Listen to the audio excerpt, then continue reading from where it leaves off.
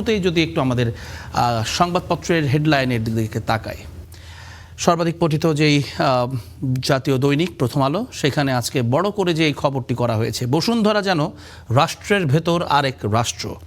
আমরা কিছুদিন আগেও এটি নিয়ে আলোচনা এক ধরনের হয়েছিল যে সিটি কর্পোরেশনের খোদ বসুন্ধরার অনেক বাসিন্দা যারা সেখানে থাকেন তারাই চান না যে সিটি কর্পোরেশনের যেভাবে নিয়ন্ত্রণ করবে সেটিতে তারা নিয়ন্ত্রিত হতে, বরং তারা বসুন্ধরার যে নিজস্ব যেই ব্যবস্থাপনা আছে সেটিতে তারা স্বাচ্ছন্দ্য বোধ করেন, এবং এটি নিয়ে এক ধরনের আলোচনা সমালোচনা দুইভাবে হচ্ছিল। এবং আমরা বিভিন্নভাবে এটি যেমন বিতর্কও রয়েছে, কেননা 87 সালে যাত্রা শুরু করার পর 2016 সালে সেটিকে সিটি কর্পোরেশনের আওতায় আনা হয়, কিন্তু তারপরে এখনও পর্যন্ত সিটি কর্পোরেশনের কোনো ধরনের কোনো নিয়ন্ত্রণ কিন্তু বসুন্ধরা আবাসিক এলাকার উপরে নেই। সেটিকেই মূলত একটু বিস্তারিতভাবে খবর করা হয়েছে, একটি বিশেষ প্রতিবেদন, সেটিকে তারা প্রধান সংবাদ করেছে। এছাড়া আমরা দেখতে পাচ্ছি যে একেবারে ডান থেকে যদি আসি, টিকার জন্য টাকা ছিল সময় মতো কেনা হয়নি। ইউনিসেফ গতকালকে আমরা একটু আগে আমাদের সংবাদেও যেটি বলছিলাম যে এই ইউনিসেফের যে প্রেস ব্রিফিংটি ছিল অত্যন্ত গুরুত্বপূর্ণ ছিল গতকালকে, এবং এখানে বেশ কিছু প্রশ্নের জবাব মিলেছে, আবার নতুন করে কিছু প্রশ্নের উত্থাপিতও হয়েছে, সেটিকে খবরে আনা হয়েছে। এছাড়া বিইআরসিতে গণশুনানি, বিদ্যুতের দাম বাড়ানোর প্রস্তাব নিয়ে শুনানিতে ভোক্তাদের আপত্তি, যে দাম বাড়ানোর কথা হয়েছে সেটি নিয়ে একটি খবর এখানে আমরা দেখছি। এছাড়া আছে আবাসন সংকট রয়ে গেছে, খাবার নিয়ে অসন্তোষ। চট্টগ্রাম বিশ্ববিদ্যালয়ের একটি যেই অভ্যুত্থান পরবর্তী বিশ্ববিদ্যালয় ক্যাম্পাসের যে চিত্র, সেটি নিয়ে এক ধরনের আপডেট বা এক ধরনের খবরটি এখানে এসেছে। আদালতে আসামির জবানবন্দি, পল্লবীতে 7 বছরের সেই শিশুকে ধর্ষণের পর হত্যা করা হয়, যেটি নিয়ে আমরা দীর্ঘ সময় আলোচনা করেছি। রামিসার সেই ঘটনার সবশেষ আপডেট নিয়ে এখানে একটি প্রথম পাতায় সংবাদ এসেছে, আর ডান পাশে কর্নারে বড় করে এসেছে যে ছবিগুলো মুছবে না কখনো।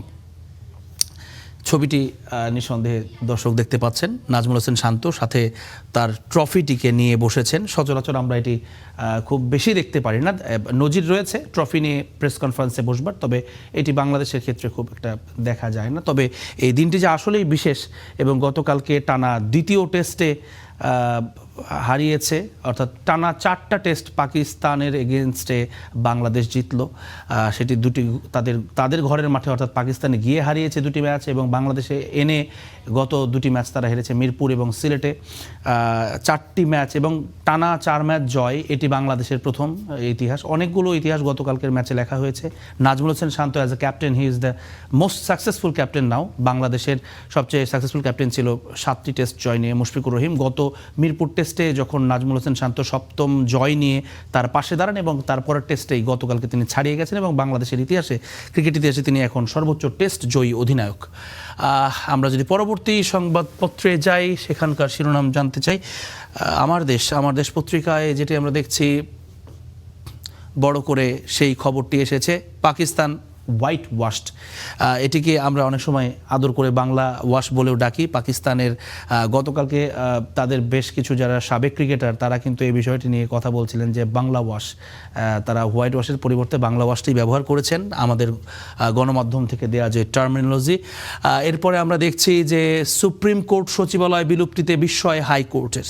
এটি সরকারের যে আদেশটি দেয়া হয়েছে সুপ্রিম কোর্ট সচিবালয়ের বিলুপ্তির ব্যাপারে, সেটি নিয়ে হাইকোর্ট থেকে এক ধরনের প্রতিক্রিয়া জানানো হয়েছে, সেই খবরটি আমরা দেখছি এখানে স্থান পেয়েছে। এছাড়া আছে আলোচনায় বেসরকারি খাতে বিনিয়োগ করা মন্থর জিডিপি। এটি একটু ইনডেপথ একটা রিপোর্ট করার চেষ্টা করা হয়েছে, অর্থনৈতিক যেই রিপোর্ট সেখান থেকে রোহান রাজীব তিনি করেছেন। এছাড়া আমরা দেখছি যে হামে আরও 6 শিশুর মৃত্যু, নতুন আক্রান্ত 1408 জন। হামের যে আপডেট সেটি এসেছে, দৈনন্দিন আপডেট, এটি আমরা দেখছি প্রতিনিয়তই বাড়ছে, আরও 6 শিশু সেই তালিকায় যুক্ত হয়েছেন। আলোচনায় হাসিনার অনুগত সেনা কর্মকর্তার পদোন্নতি,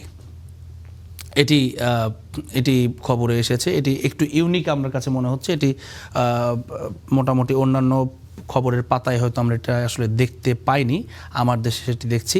যুক্তরাষ্ট্রকে হতবাক বানিয়ে ফেলার হুমকি ইরানের, যুদ্ধ মধ্যপ্রাচ্যের বাইরে ছড়িয়ে দেয়া হবে। এটি এক ধরনের সতর্কবার্তা যুক্তরাষ্ট্রকে দেয়া হয়েছে ইরানের পক্ষ থেকে, সেটি এখানে ছোট করে একটি প্রথম পাতায় খবর এসেছে। এছাড়া গণশুনানিতে ভোক্তারা বিদ্যুতের দাম বাড়ানো হবে, মরার ওপর খাড়ার ঘা, যে গতকালকে যেই গণশুনানি আয়োজিত হয়েছিল বিএসইসিতে, তার একটি খবর এখানে আমরা দেখতে পাচ্ছি। মোটামুটিভাবে আমার দেশ পত্রিকার মূল পাতায় বা প্রধান পাতায় এই শিরোনামগুলোই আমরা দেখছিলাম বা খবরগুলো দেখছিলাম। এরপরে যদি পরবর্তী পত্রিকার সমকালে আমরা দেখতে পাচ্ছি এখানেও আসলে বাংলাদেশের জয় গতকালকে এটি অত্যন্ত বড় ঘটনা, যে কারণে প্রত্যেকটি সংবাদপত্রে কিন্তু বেশ বড় করে ছবি সহ এই খবরটি এসেছে। আমরা দেখছি যে ছবিটি এখানে এসেছে, যদিও এখানে প্রথম পাতায় হয়তো তারা খবরটি দেননি সমকালে, তবে ছবিটি এখানে স্থান পেয়েছে। আসলে একটা ছবি হাজার শব্দের চাইতে বেশি কথা বলে, সেটাই বোঝা যায়। এত বড় একটা ছবি দেওয়ার মানেই বোঝা যায় যে এটি যে একটা বড় অর্জন। প্রশাসনে বদলি, পদায়ন এবং নিয়োগ নিয়ে তালগোল, এটি তারা শিরোনাম করেছে। একটু ভিন্ন ধর্মী আমরা দেখছি একটি বিশেষ প্রতিবেদন, যেই নতুন সরকার আসার পরে যে প্রশাসনে বদলি এবং পদায়ন নিয়োগ হয়েছে সেটি নিয়ে এক ধরনের অস্থিরতা সেখানে রয়েছে। এবং আমরা বিভিন্ন সময় যে দেখি যে দলীয় পরিচয় বা দলের এক ধরনের দলীয় প্রভাব, রাজনৈতিক দলের যে সরকার থাকে তাদের অনুগতরা পদোন্নতি পায় কিংবা ভালো পদে নিয়োগ পায়, সেই নিয়ে একটি কাটাছেঁড়া করার চেষ্টা করা হয়েছে এই রিপোর্টে। এছাড়া দেখছি আমরা অন্তর্বর্তী সরকারের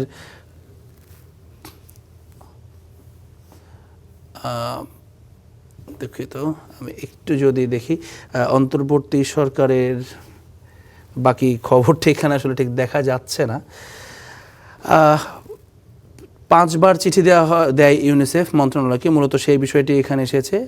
এটি কিন্তু বেশ বড় করে ফিচার করা হয়েছে। এছাড়া আরও 6 শিশুর মৃত্যু যেটি হয়েছে সেই আপডেটটি রাখা হয়েছে। কলিজাটা ছাড়া থাকবো কেমনে, এটি শিশু রামিসা হত্যার যেই খবর সেটি এসেছে। লোকসান ও ভর্তুকির দায়ে জনগণের ওপর চাপানো অযৌক্তিক, এটি বিদ্যুতের দাম প্রসঙ্গে। হাসপাতালে আগুন, রোগীর মৃত্যু, লাফিয়ে 2 নার্স আহত, এটি খুলনার মেডিকেল কলেজ হাসপাতালের গতকালকের যে ঘটনা সেটি এখানে আমরা দেখছি যে খবরে স্থান পেয়েছে। মোটামুটিভাবে এই খবরগুলো সমকালের প্রথম পাতায় আমরা দেখতে পাচ্ছি। আমরা পরবর্তী বাংলাদেশ প্রতিদিনের দিকে যদি একটু চোখ রাখি, এটি যেই বাংলাদেশ প্রতিদিনের ক্ষেত্রে আমরা দেখছি যে কেন বাড়ছে খুনাখুনি, সেটির এক ধরনের যাচাই করা হয়েছে। এখানে বলা হচ্ছে অর্থনৈতিক চাপ এবং সামাজিক অবক্ষয়, বলা হচ্ছে শাস্তি নিশ্চিত করতে হবে অপরাধীর এবং বিচারহীনতার সংস্কৃতি এর জন্য দায়ী। বিভিন্ন এক্সপার্ট যারা রয়েছেন, বিশেষজ্ঞদের বিভিন্ন কোডগুলো পড়ছিলাম। মূলত এই যে খুনোখুনি বাড়ছে বিভিন্নভাবে, সেই বিষয়টিকেই তারা এখানে মূল খবর করেছে। এছাড়া আমরা দেখতে পাচ্ছি তিস্তা ব্যারেজের কাজেও হাত দেবে বিএনপির সরকার, এটি আমরা আজকে আমাদের বুলেটিনের শুরুর দিকে আমরা দেখছিলাম। এবং অপমৃত্যু, জামায়াত আমির বলছেন অপমৃত্যু স্বাধীন বিচার বিভাগীয় সচিবালয়ের, এটি আমরা গতকালকের যেই হাইকোর্টও এটি নিয়ে এক ধরনের প্রতিক্রিয়া জানিয়েছেন। আমরা দেখলাম যে রাজনৈতিকভাবে এটির প্রতিক্রিয়া এসেছে। রোমহর্ষক জবানবন্দি, রামিসাকে ধর্ষণের পর হত্যা, বিচার চাই না কারণ আপনারা করতে পারবেন না। আমি জানি না এই গতকালকে ভিডিওটি নিশ্চয়ই অনেকেই দেখেছেন, এটি ছড়িয়ে পড়েছে সোশ্যাল মিডিয়াতে। এবং এই যে বিচার চাই না বলে যে ভিডিওটিতে বলা হয়েছে, রামিসার বাবা যেটি বলেছেন, এটি আমাদের বিচার বিভাগ বলি, দায়িত্বপ্রাপ্ত একজন সাধারণ নাগরিক হিসেবে আমরা যারা প্রত্যেকেই স্টেক হোল্ডার রাষ্ট্রের, আমরা যে রামিসার জন্য একটা নিরাপদ পরিবেশ দিতে পারিনি এবং রামিসার মতো অতীতে যারা শিকার হয়েছেন এই ধরনের অপরাধের, তাদের জন্য যে বিচার নিশ্চিত করতে পারেনি, এটি দায় আসলে আমাদের সামগ্রিকভাবে সবার, এবং আমাদের সেই দায়টি আসলে নিতে হবে। অন্তর্বর্তী সরকারকে টিকা বিষয়ে সতর্ক করে 5-6টি চিঠি, এটি গতকালকে ইউনিসেফের যেই প্রেস ব্রিফিং সেটির খবরটি এসেছে। অচল দুদক সচল হয়রানি, এটি দুদক নিয়ে এক ধরনের বিশেষ প্রতিনিধির তাদের বিশেষ প্রতিবেদন। আসিফ নজরুলের হস্তক্ষেপে সিমিনের রেহাই, এটি অন্তর্বর্তী সরকারের সময়ে সিমিনের যে রেহাই পেয়েছিলেন তার একটা কথা এখানে আমরা দেখছি। এছাড়া আমরা দেখছি চ্যাম্পিয়ন বসুন্ধরা কিংস, এক মৌসুমে 3 শিরোপা ট্রেবল জিতেছে বসুন্ধরা কিংস, দেশের ফুটবলের একটি খবর, সেটিও এখানে বাংলাদেশ প্রতিদিনের প্রথম পাতায় স্থান পেয়েছে। তো মোটামুটিভাবে পত্রিকার পাতাগুলোতে আমরা যেটি দেখছিলাম, বাংলাদেশের জয় একটা বড় অংশ জুড়ে সবগুলো পত্রিকাতে আছে। এছাড়া বিদ্যুতের যে দাম বাড়ানো হয়েছে সেটির প্রতিক্রিয়া নিয়ে এক ধরনের খবর সবগুলো পত্রিকাতে মোটামুটি আমরা দেখেছি। এবং শিশু রামিসার ধর্ষণ এবং হত্যার এবং তার যে বিচার প্রক্রিয়ার জন্য যে সবাই দাবি জানাচ্ছেন এবং যে জবানবন্দি দেওয়া হয়েছে সব কিছু মিলিয়ে বিভিন্ন পত্রিকায় বিভিন্নভাবে এসেছে। এছাড়া ইউনিসেফের যেই প্রেস ব্রিফিংটি ছিল, টিকার ব্যাপারে যে অন্তর্বর্তী সরকারকে 5-6 বার চিঠি দিয়ে জানানো হয়েছে সেই বিষয়টি উঠে এসেছে। আর এর বাইরে বেশ কিছু পত্রিকাতে কিছু বিশেষ সংবাদ, অর্থাৎ তাদের বিশেষ যেই প্রতিবেদনগুলো রয়েছে, স্পেশাল রিপোর্টসগুলো তারা প্রথম পাতায় রেখেছে। যার মধ্যে বসুন্ধরা কেন্দ্রিক একটি রিপোর্ট আমরা দেখছিলাম, তিস্তা ব্যারেজ নিয়ে এক ধরনের হয়েছে, খুন কেন বাড়ছে সেটি নিয়ে হয়েছে। মোটামুটিভাবে বেশ ডাইভার্সিফাইড এবং সুন্দর পত্রিকাগুলোর একটা সমন্বয়ে একটা সামগ্রিক খবরের ব্যাপারে দর্শকরা বা পাঠক যারা রয়েছেন তারা জানতে পারবেন। আমরা যদি এখন এই পর্যায়ে সংবাদপত্র থেকে সরে একটু আমাদের ট্রাফিক আপডেটে যাই, ঘড়ির কাঁটায় ইতোমধ্যে 8টা বেজে পার হয়ে গেছে এবং আমরা একটু দেখতে চাই যে এই যে বর্তমান অবস্থার সবশেষ আপডেটটি যদি আমাদের দর্শকদেরকে আমরা দিতে পারি।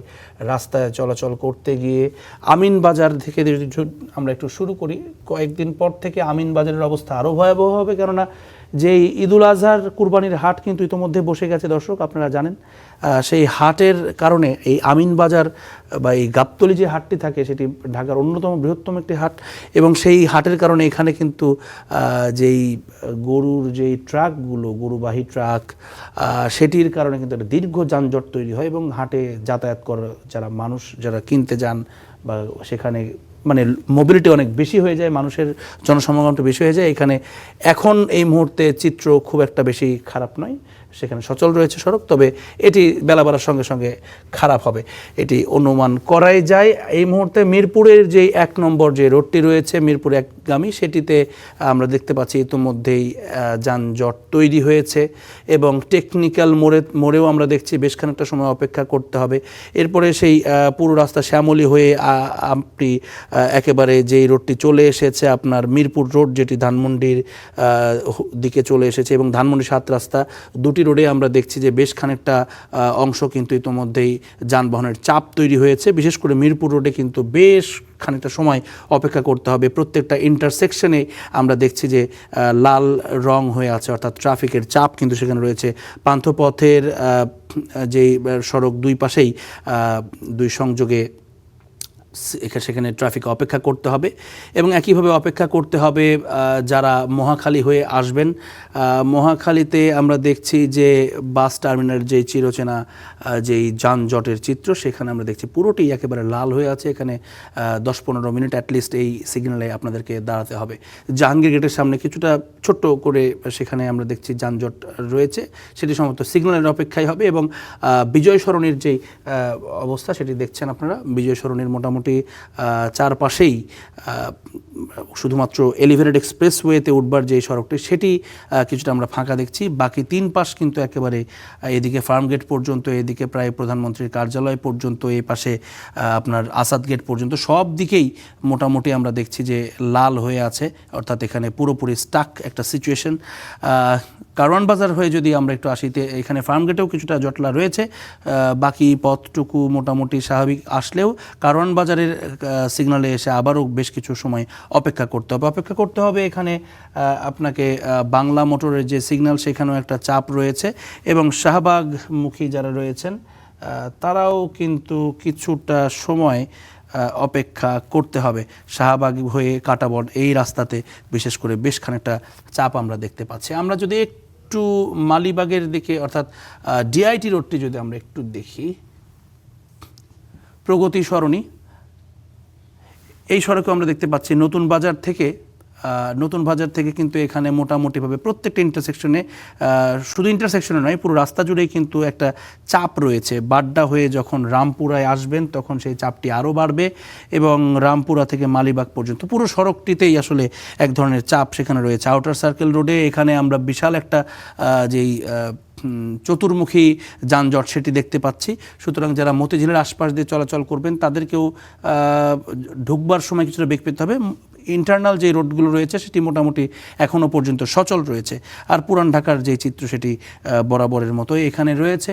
একটু যদি জানিয়ে দিই গুলশানের এবং হাতিরঝিলের যে আপডেটটি, হাতিরঝিলের প্রবেশপথে কিছুটা সময় অপেক্ষা করতে হবে। এছাড়া মধুবাগ ব্রিজ যেটি রয়েছে সেখানেও কিছুটা অপেক্ষা করতে হতে পারে। অর্থাৎ গুলশানে যারা ঢুকবেন তাদেরকে কিছুটা সময় হাতে নিয়ে বেরোতে হবে। গুলশান 1 নম্বর চত্বর মহাখালী থেকে এটি মোটামুটিভাবে চাপ রয়েছে এবং সেখানেও কিছুটা সময় আপনাদেরকে অপেক্ষা করতে হবে। ইন্টারচেঞ্জে কিছুটা জটলা রয়েছে ট্রাফিকের কারণে এবং গুলশান 2-এও কিন্তু অলমোস্ট সিমিলার। নতুন বাজারে কিছুটা চাপ রয়েছে, সেটি বলছিলাম আগে। তো মোটামুটিভাবে যানবাহন এখনও গতি কিছুটা রয়েছে, তবে হাতে যারা এখনও বেরোননি মনে হয় দ্রুত বেরিয়ে পড়াই ভালো, নয়টার অফিস যারা ধরতে চান। এছাড়া আপনাদেরকে জানিয়ে রাখি আজকের দিনের আবহাওয়াটি কেমন থাকবে। গত দুদিন থেকেই প্রচণ্ড গরম অনুভূত হচ্ছে, বিশেষ করে যেই হিউমিডিটি বা যেই এটিকে বলে আর্দ্রতার বেশি হওয়ার কারণে ঘাম প্রচণ্ড হচ্ছে। এটি গতকালকেও, তার আগের দিনও ছিল এবং আজকের যে চিত্র সেটি যদি একটু দেখি আজকে কী অবস্থা হতে পারে। আজকে আমরা দেখছি 27 ডিগ্রি সেলসিয়াস তাপমাত্রা। একটু যদি প্রতি ঘন্টার হিসেবে যাই, এই মুহূর্তের ঠিক 30 ডিগ্রি সেলসিয়াসের কাছাকাছি এখন তাপমাত্রা রয়েছে। রিয়েল ফিল বলা হচ্ছে সেটি প্রায় 36, মানে 36 ডিগ্রি সেলসিয়াস তাপমাত্রা, যেটি বলছিলাম যে আর্দ্রতা বেশি হওয়ার কারণে বায়ুতে এই গরমের অনুভূতিটি বেশি হবে। এছাড়া আপনাদেরকে জানিয়ে রাখি যে দিনের পরবর্তী ভাগে গিয়ে কিন্তু সেটি প্রায় 32, 33 পর্যন্ত, 34-এও দেখছি আমরা। অর্থাৎ বেলা 3টায় বা দুপুর 3টায় 34 ডিগ্রি সেলসিয়াস তাপমাত্রা, সেটি রিয়েল ফিল কিন্তু বলা হচ্ছে 39 ডিগ্রি। অর্থাৎ বেশ গরম কিন্তু আজকের দিনটিও কাটাতে হবে। যারা বয়োজ্যেষ্ঠ রয়েছেন এবং যারা শিশু রয়েছেন তাদেরকে বাইরে খুব একটা বের না করাই ভালো, জরুরি প্রয়োজন ছাড়া বের না হওয়াই ভালো। এবং যারা বের হতেই হবে অবশ্যই মেক শিওর যে আপনারা পর্যাপ্ত পরিমাণে পানি পান করবেন বা পানীয় পান করবেন। এছাড়া আজকে বায়ুর মান যেটি আমরা দেখছি সেটি কিন্তু এখানে বলা হচ্ছে আরেকটু বিস্তারিত যদি দেখি, বায়ুর মানে বলা হচ্ছে আজকে